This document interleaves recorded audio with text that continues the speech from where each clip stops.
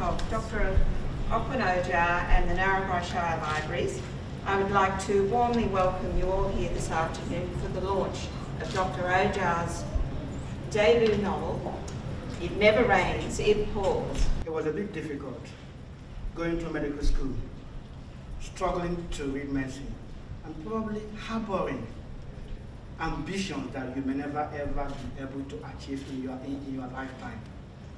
If I could put it on a very simple note, on a philosophical basis, theologically philosophical. If you can walk away with those two things. See, in terms of theologies, I have an immense belief that God will help me, simple. In terms of philosophy, I walk from inside to outside. I barely have any role model beyond myself. People think I'm always flashy, dressing, blah, blah, blah. Probably I am overcompensating. What I never had when I was a kid. Yes. I went to medical school with one pair of shoes. Most of my books in medical school were second-hand. Just to give you an idea, I drove my first second-hand car at the age of 32 years, second-hand. I chose to push it a little bit further, fast-paced, with the knowledge of a little bit of common law and a little bit of forensic medicine.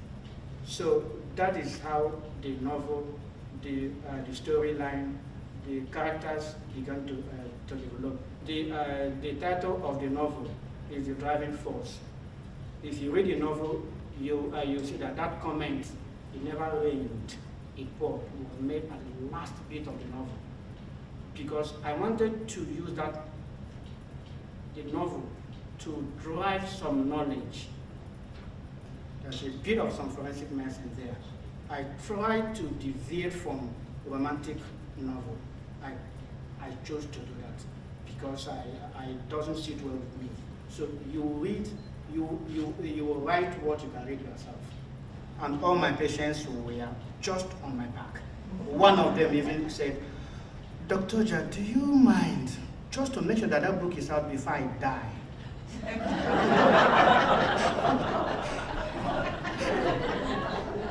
Just to let you know, please do this book, get it out. I'm dying.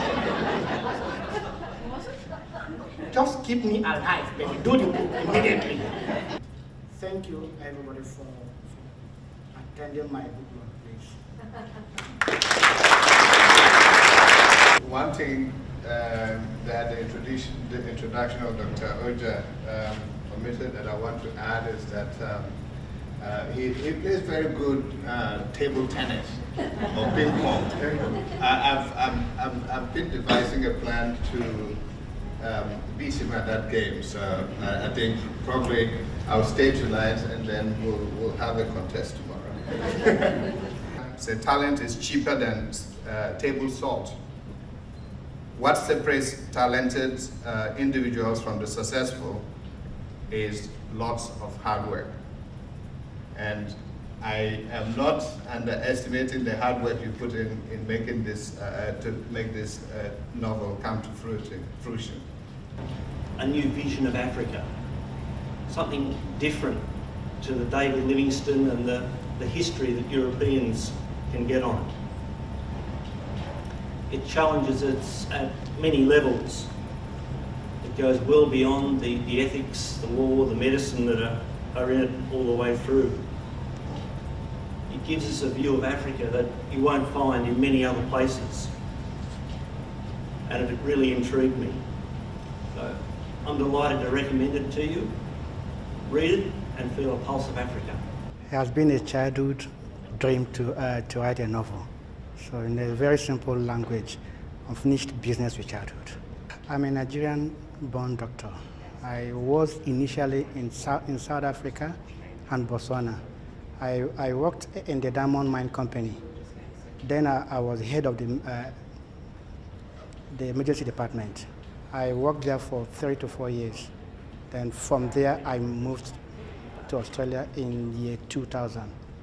And initially, I was in South Australia, precisely in Port Augusta. From there, I moved to Berk, at the back of Berk. From there, I am now in Narrabri, and that was in 2008. When I came to Australia in 2000, my first goal was to acquire as many degrees as I can. Then I began to get as much as I could. First was the forensic degree from Monash University. Then I went on to start a law program with UNE. After the undergraduate degree in law, I went on to postgraduate diploma and masters with ANU. And I also have some fellowships with most medical colleges, but the setting was in South Africa. I used it because I have a lot of knowledge of South Africa and Botswana, and their environment suited what I wanted to write about. So that's why I use South Africa. The characters you asked are basically medical related characters. They were not copyright or biography of anybody alive or dead. It's just a creation of my mind. But what I find myself doing would be writing medical fiction, thriller, with a bit of insight into legal and paralegal issues. So I specifically will stop with medical thrillers for the time being. Okay, now you are walking into my mindset. I start as a doctor. You have to get a history, make a diagnosis, then begin your treatment. So I usually do that. So for my novel writing, I always have a title first. So the title drives the characters. So that is how, I guess, when I began to think seriously about the novel, I started drafting the characters. I realized that they are going to go through a lot of horrible time because I wanted to teach a lot of medical things. So that is how the title came about. So the title drove the content of the novel. Yes, that is a very interesting question. When I tossed up the idea to the family members that I'm going to write some novel, there were a little bit hesitance. My daughter precisely wanted to hear the storyline first. So she was the second that had the storyline. And you must understand, you must have to appreciate. She's a teenager. She said, "Dad, I really don't like that man. He did this, did that. I don't think I like him." So that really made me or compelled me to throw that initial storyline to the dustbin mentality. Then I went on to another storyline till I realized that she was not complaining anymore. So I began to write. So they didn't see what I was writing till I finished the whole novel. Yes. A lot of people have played a lot of roles in my novel writing. I will start from probably without meaning to state the hierarchy of importance. First, I have to thank God for giving me the knowledge and giving me the help to write books. That's one. Then following up with my family, my wife, Helen, my kids, Cynthia, Colin, and Angel. Then coming down to the people that really made the novel what it is. My project manager, Joe Parks, my worker here, Patricia L., and my two editors. The real good editor, or probably the last one, was a lady that goes by the name Sandra Loda. Of course, I will not meet the Loda family. They really helped me. Hospital gave me the inspiration. Nurses of Narrabri gave me the inspiration. I think they should be acknowledged also. And then my senior colleagues, some of them are here with me.